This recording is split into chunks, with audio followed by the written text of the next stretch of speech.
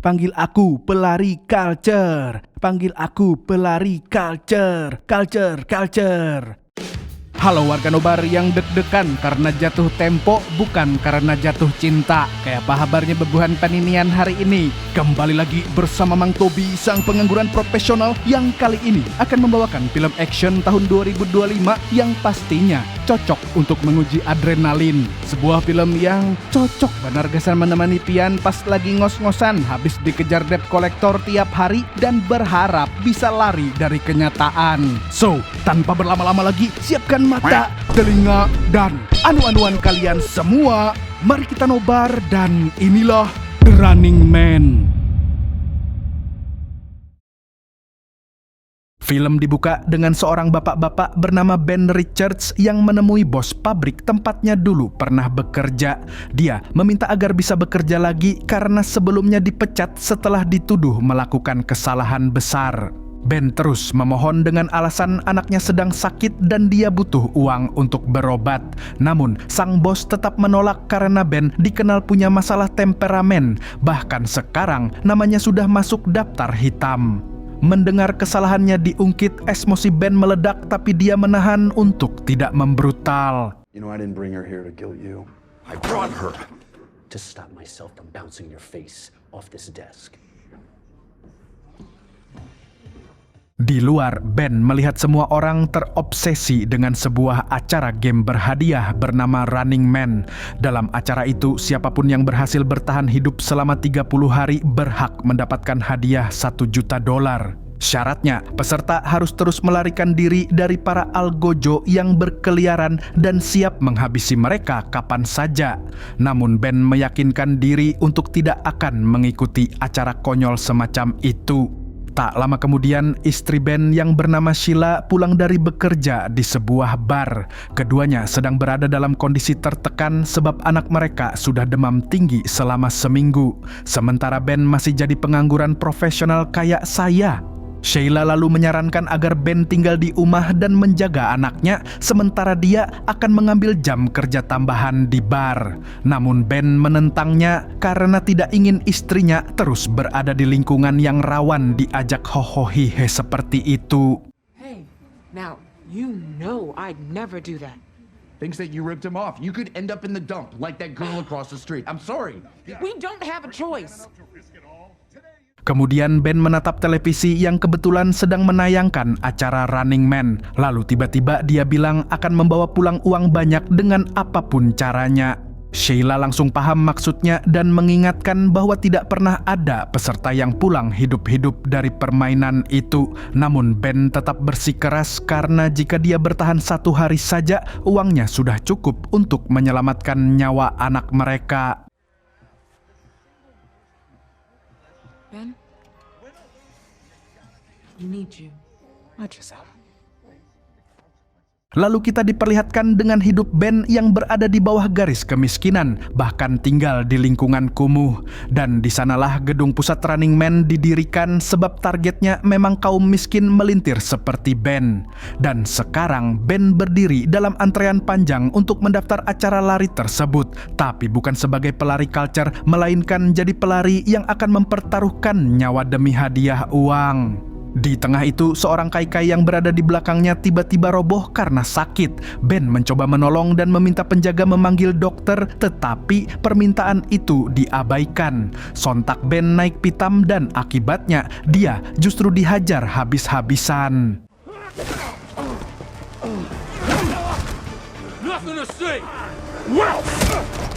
Selain itu, dia juga diseret ke barisan paling belakang. Ternyata di tempat ini membantu sesama kaum kismin termasuk pelanggaran. Setelah menunggu lama, akhirnya tiba bagian Ben untuk mendaftar audisi. Begitu lolos administrasi, dia lalu bertemu Nurul, seorang gadis metal yang merupakan tetangganya. Di dalam lift, mereka bertemu lagi dengan seorang pria bernama Tim yang terlihat sangat excited mengikuti permainan.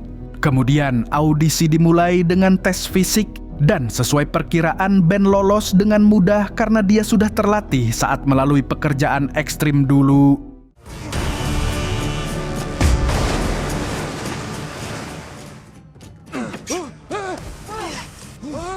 I got you. Setelah itu, peserta menghadapi tes mental berupa pertanyaan-pertanyaan. Meski terlihat kesal dan tidak sabaran, Ben tetap berhasil melewatinya. Bahkan, sifat temperamennya itu justru dinilai menarik bagi panitia. Pada akhirnya, Ben, Tim, dan Nurul lolos ke tahap akhir. Mereka lalu diperlihatkan dengan sosok pemimpin para algojo, yaitu orang yang bertugas mengejar dan membunuh para peserta. Selanjutnya, mereka dibawa menemui Dan Kilian bin Samidi, seorang psikopat yang merupakan produser acara tersebut. Di sini, satu persatu ditanyai lagi tentang keyakinan mereka untuk mengikuti permainan. Ben lalu diberi uang muka dan dijelaskan bahwa bertahan hidup selama 1 minggu saja sudah bisa menghasilkan banyak uang untuk beli hutan di Sumatera. Now this is the most thrilling 10 seconds of video I've seen all year. Hired by DefenseNet, the best wages downtown. No, best dog shit, still dog shit. Then why beg to be rehired? Setelah membacot soal penelitiannya tentang Ben, Samidi menilai Ben adalah kandidat ideal. Menurutnya, sifat temperamen bisa mendongkrak rating acara yang sedang turun. Ben pun tertarik dan berakhir menandatangani kontrak.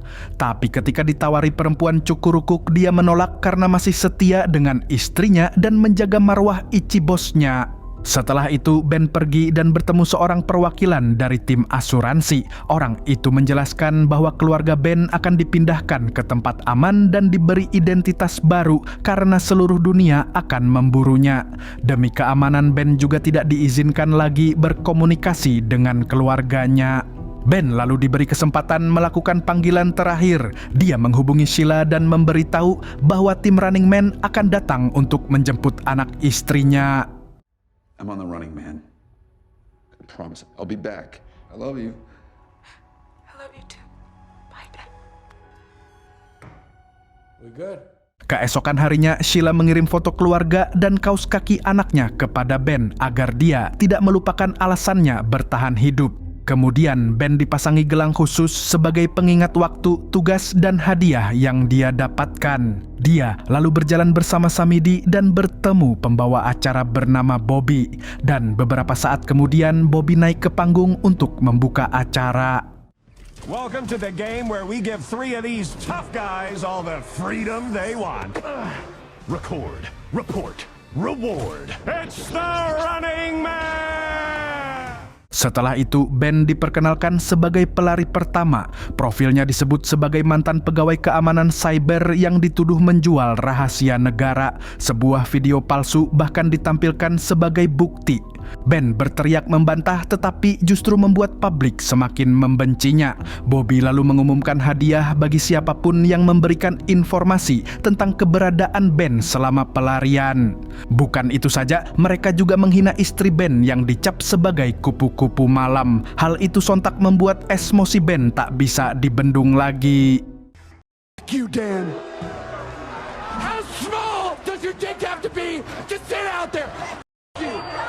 Permainan akhirnya resmi dimulai. Para peserta diberitahu bahwa begitu memasuki kota, mereka harus langsung berlari dan bersembunyi. Semakin lama bertahan, semakin besar uang yang dikumpulkan. Bahkan setiap algojo atau preman yang berhasil dibunuh juga bernilai uang.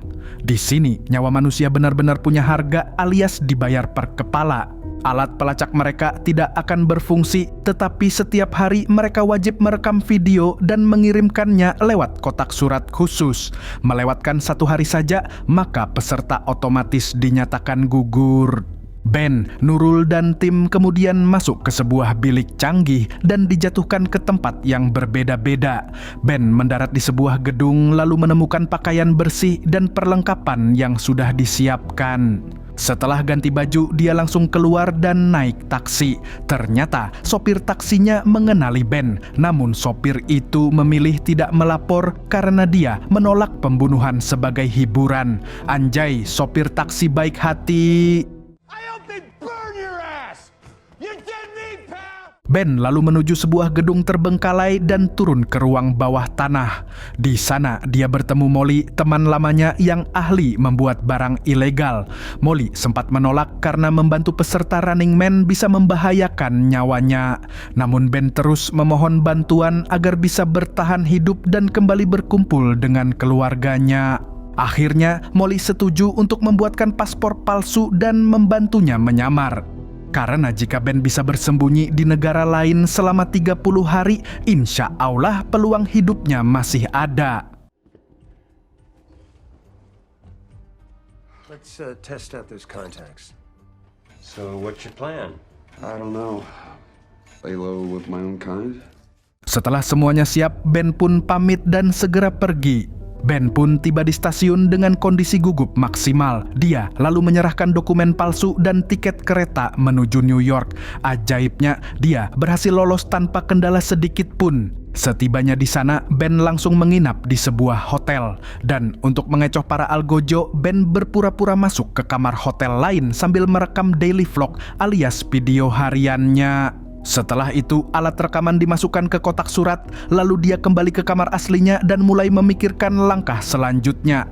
Sementara di sisi lain, para algojo berhasil menangkap Molly dan menyiksanya tanpa ampun.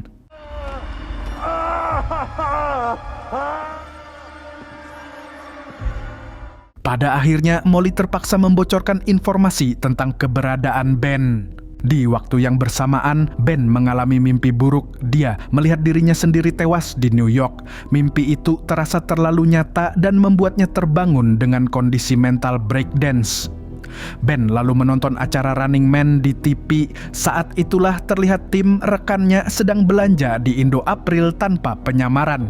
Bungulnya lagi, dia malah menyombong kalau dirinya adalah peserta Running Man. Maka inilah yang terjadi berikutnya. Mamam. Melihat itu, Ben sadar bahwa dia tidak bisa lagi bertahan di lokasi yang disarankan Molly. Maka di hari keempat, Ben segera pergi dan berpindah ke Boston. Di sana, dia menyamar jadi pasukan khusus yang sedang dalam pelarian, lalu menyewa kamar hotel yang kumuh. Di kamar itu, Ben menemukan sisa-sisa tembakau milik penghuni sebelumnya bonus 1 granat. Ben lalu nyebat sambil meratapi nasib dan melihat kehidupan di depan hotel. Good to see you too, Frank. I demand an apology!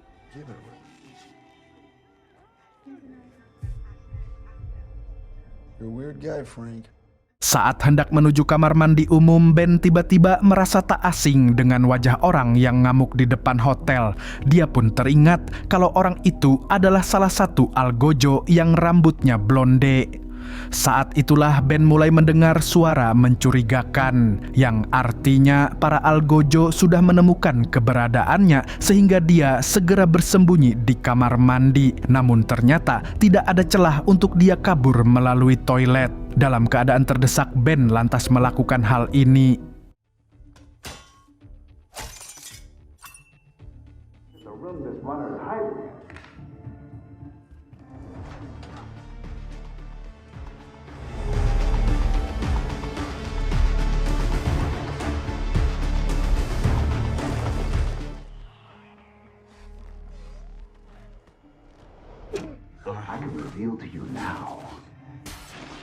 Suara ribut saat kaca dipecahkan sontak menarik perhatian para algojo. Sementara Ben dengan gerasak-gerusuk memakai baju lalu memasukkan semua barangnya ke dalam tas. Di televisi muncul pengumuman bahwa penjaga sudah menemukan lokasinya dan tak berselang lama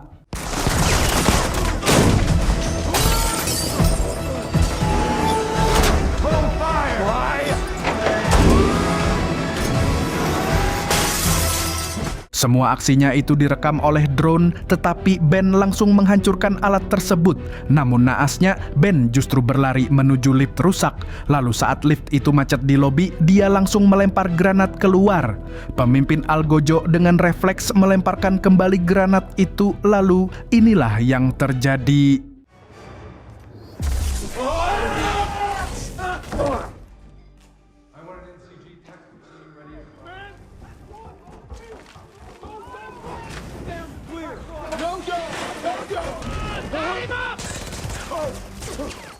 Saat Ben terpojok, dia melihat beberapa tikus got melarikan diri melalui sebuah pipa menuju bawah tanah.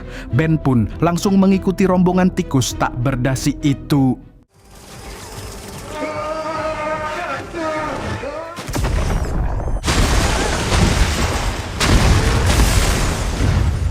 Dan akhirnya Ben berhasil selamat setelah terjatuh di saluran air bawah tanah. Dia pun langsung merekam video berikutnya sebelum naik melalui pipa pembuangan.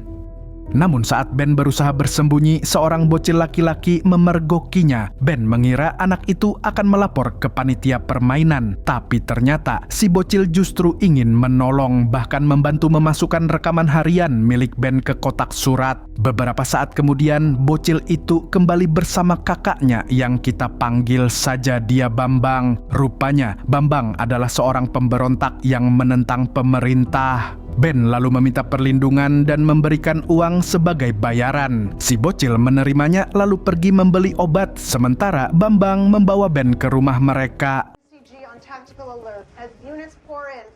Begitu sampai rumah, Bambang menceritakan soal adik bungsunya yang berjuang melawan kanker. Sama seperti Ben, keluarga itu juga sedang berusaha mengumpulkan biaya pengobatan. Merasa kehidupan mereka mirip, Ben kemudian menceritakan kondisi keluarganya sendiri. Dan tak lama setelah itu, Bambang menunjukkan konten YouTube miliknya yang membahas teori dan kebusukan Running Man.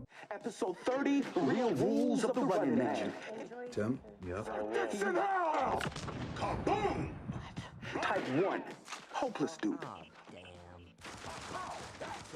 Di salah satu video, Bambang menjelaskan bahwa setelah 2 peserta gugur, maka peserta terakhir akan dibiarkan terus berlari demi mendapat rating yang tinggi. Menurut Bambang, Ben berpotensi menjadi pelari terakhir yang bertahan. Selama ini, rekor terlama bertahan hidup hanya mencapai 29 hari. Maka dari itu, Bambang akan membantu Ben agar bisa memenangkan permainan kematian ini. Ben pun melanjutkan pelarian dengan tinggal bersama keluarganya Bambang. Suatu hari, Bambang menjelaskan bahwa adiknya bisa terkena kanker paru-paru akibat paparan debu radioaktif. Dan itu semua karena kebijakan pemerintah yang busuk. Mereka terlalu tunduk terhadap perusahaan besar hingga membiarkan perusahaan itu mengabaikan aturan keselamatan. Lantas dalam vlog berikutnya, Ben berusaha membongkar kebusukan perusahaan yang menciptakan Running Man. Namun, yang ditayangkan justru video yang sudah diedit dengan teknologi deepfake. Ben digambarkan menghina anaknya para algojo yang tewas dalam ledakan hotel.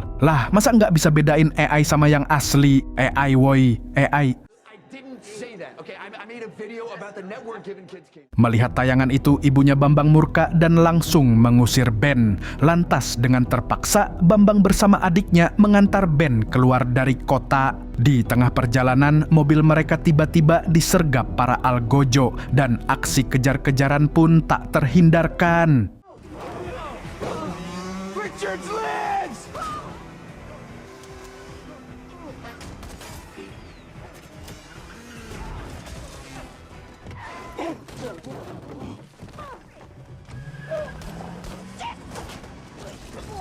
Karma delivery, motherfucker. Yeah, that's tough. Untungnya, mereka berhasil lolos dari maut. Si Bambang kemudian memberikan alamat sahabatnya yang sangat dia percaya. Sahabat itu bernama Elton dan tinggal di sebuah kota kecil. Di sini, Bambang juga menyerahkan sepucuk senjata kepada Ben untuk berjaga-jaga. Singkat cerita, Ben akhirnya bisa bertahan hidup sampai hari ke-10 dengan menyamar menjadi pastor yang buta. Tapi naasnya, saat hendak memasukkan vlog ke kotak surat, seseorang memergokinya. Alhasil, Ben pun terpaksa sedikit membrutal.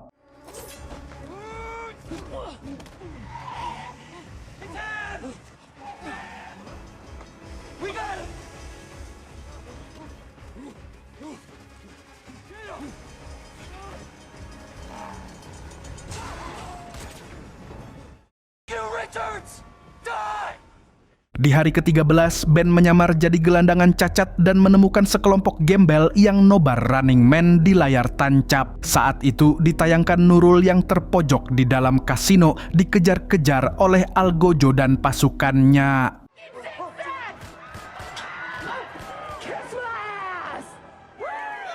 Di situ, Nurul berusaha merekam vlog sambil berlari menyelamatkan diri. Namun tak lama, 2 bocil kematian berhasil menghabisinya dengan melakukan ini.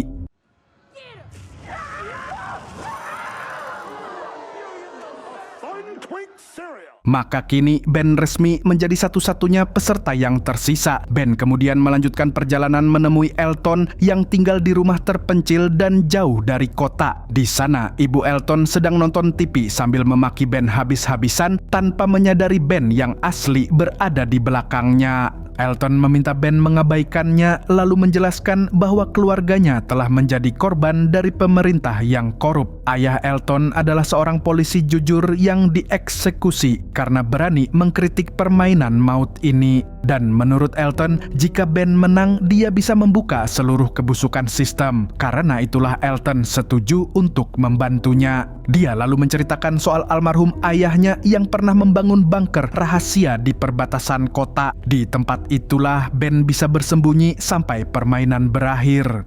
It's you against the world either way, brother. I'm not the initiator.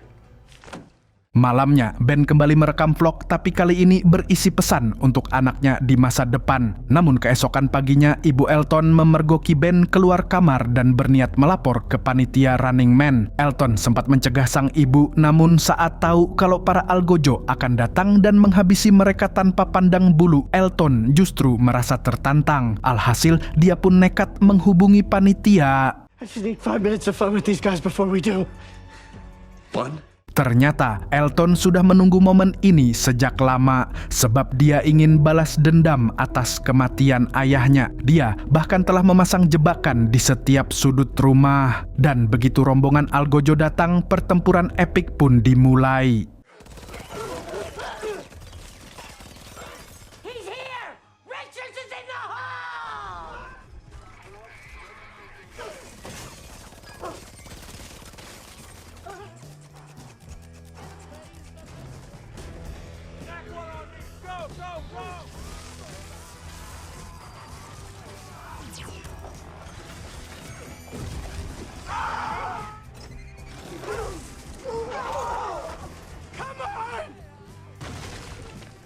Setelah berhasil membantai pasukan bersenjata, Elton lantas mengajak Ben turun ke ruang rahasia di bawah tanah. Namun tak disangka-sangka,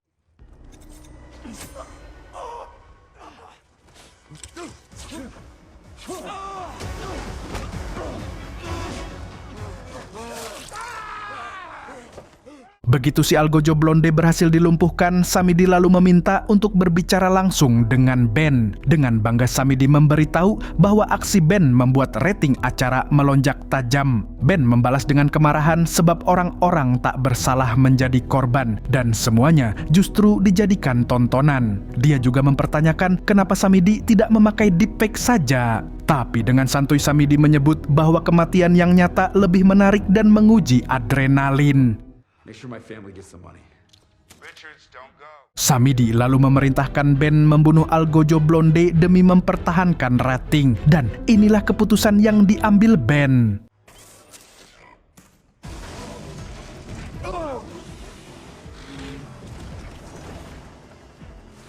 Setelah itu, Ben dan Elton langsung gaspol menggunakan mobil. Elton kemudian memberikan peta menuju bunker rahasia. Namun di tengah itu, tiba-tiba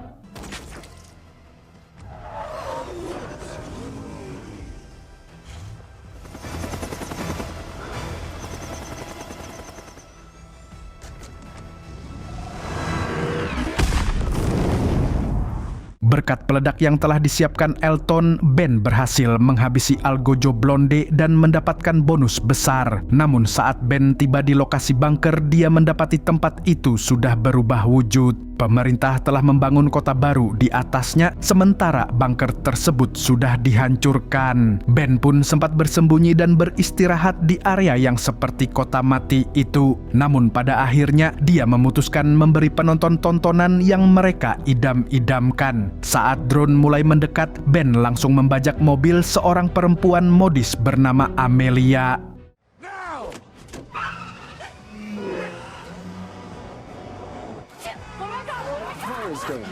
Your car is damaged.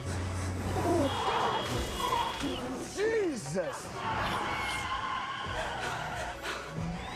Amelia mengira Ben adalah orang gila seperti yang ditampilkan di TV. Lantas Ben mencoba menjelaskan bahwa acara itu memutarbalikkan fakta. Dia bahkan menceritakan tentang keluarganya agar lebih meyakinkan. Namun sebelum pembicaraan berlanjut, sekelompok kriminal memblokir jalan untuk menangkap Ben demi hadiah. Tapi siapa sangka inilah yang terjadi berikutnya.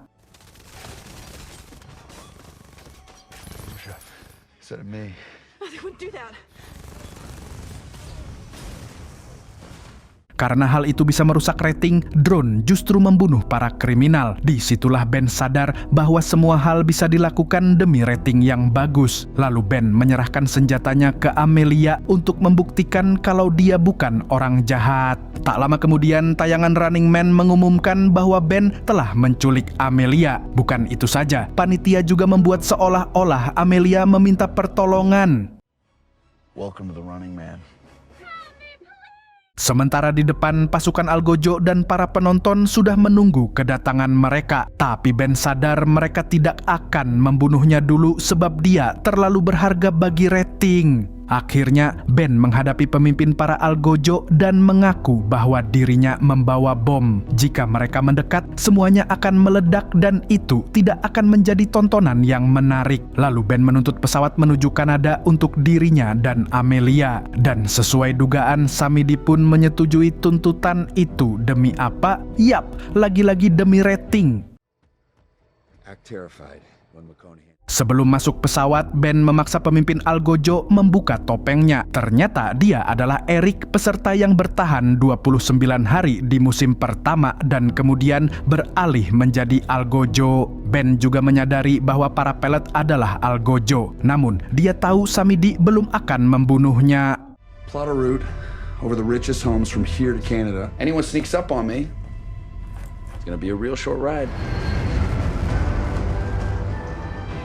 Samidi kemudian menghubungi Ben dan mengungkap kalau dia sudah tahu bahwa bom itu palsu sebab Ben telah dipindai sejak naik pesawat. Saat itulah Eric langsung menodongkan senjata, tetapi Samidi justru memerintahkan Algojo lain melucutinya. Dia juga meminta waktu untuk bicara empat mata dengan Ben. Melalui video call, Samidi menawarkan Ben posisi sebagai Algojo dengan bayaran $5 juta per musim. Dan tugas pertamanya adalah membunuh semua Algojo di pesawat. Dengan tegas Ben menolak, tapi Samidi mengancam akan membunuh anak dan istrinya. Sesaat kemudian, Samidi memperlihatkan video penyerangan di rumah persembunyian keluarganya Ben. Melihat itu, Ben pun langsung ngamuk sejadi-jadinya.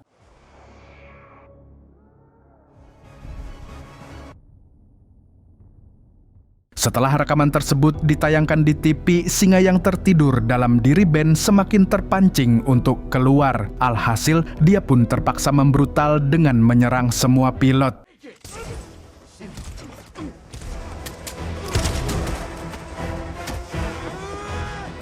Altitude alert. Altitude alert.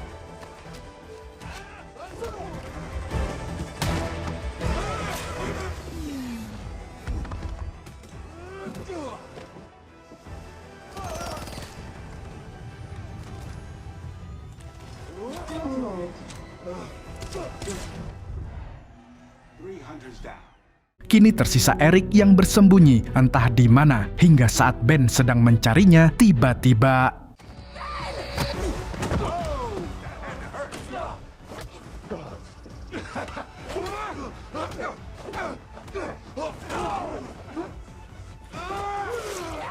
tapi naasnya, Ben terpojok sehingga Eric memiliki kesempatan emas untuk membunuhnya. Namun Ben lebih dulu melakukan hal ini.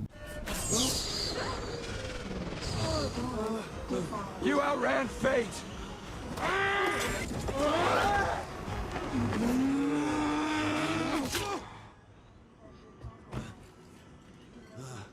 Setelah itu, Ben menyuruh Amelia menggunakan satu-satunya parasut yang tersisa.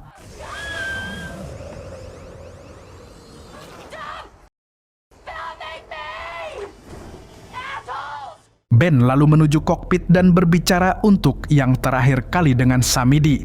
Tapi lagi-lagi dia menolak menjadi algojo. Ben justru menyiarkan kebenaran tentang bagaimana permainan ini menghancurkan hidup orang Kismin. Dia juga mengungkapkan pembunuhan keluarganya dan penggunaan deepfake untuk memanipulasi orang-orang. Tentu saja Samidi tidak membiarkan acaranya menayangkan bacotan Ben tersebut. Dengan keahlian di atas rata-rata, pernyataan Ben justru diganti dengan deepfake yang membuat seolah-olah Ben hendak menabrakkan pesawat ke studio. Samidi lalu mengambil alih pesawat dari jarak jauh. Namun sebelum pesawat menghantam gedung, tiba-tiba tak lama kemudian, Bambang merilis video analisis yang membongkar seluruh kebohongan acara tersebut. Selain itu, dia juga mengungkap teori tentang kemungkinan Ben selamat dari ledakan pesawat. One of the Flying V Mark II state-of-the-art safety features was a crew escape pod. He's still here, you shit-eaters. 2 hari kemudian, anak dan istrinya Ben terlihat hidup dengan identitas baru. Namun, saat sedang belanja di supermarket, tiba-tiba kasir mengatakan kalau seseorang membelikan anaknya Sheila sepasang kaos kaki. Rupanya, orang itu adalah Ben yang kini menunggu di luar supermarket dengan penyamaran.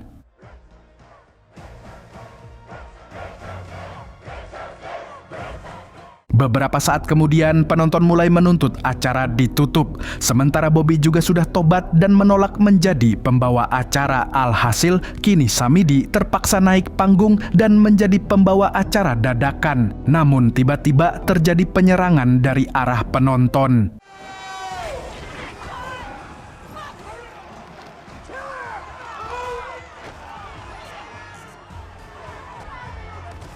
Samidi mencoba kabur, tapi dia terjatuh dan berhasil dipojokkan oleh Ben yang memimpin pemberontakan.